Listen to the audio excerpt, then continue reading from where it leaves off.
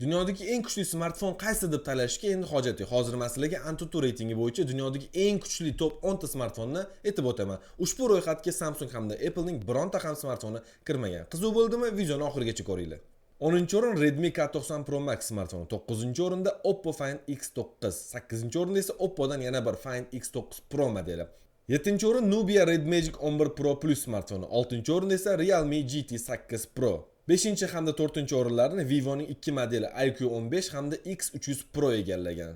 Va nihoyat top 3talik yetib keldik. 3-o'rinni Nubia Z80 Ultra smartfoni boshlab beradi. AnTuTu'da yig'ilgan ballari 4,85,211 ball. 2-o'rinda esa Honor'ning Magic 8 smartfoni. Ushbu smartfon 4,166,339 ball bilan 2-o'rinni band qilgan.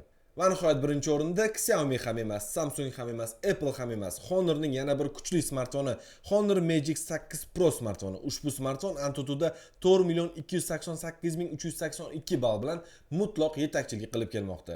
Xo'sh, siz ushbu smartfonlardan qaysi birini ishlatib ko'rgan bo'lardingiz? Kommentariyada javobingizni yozib qoldiring.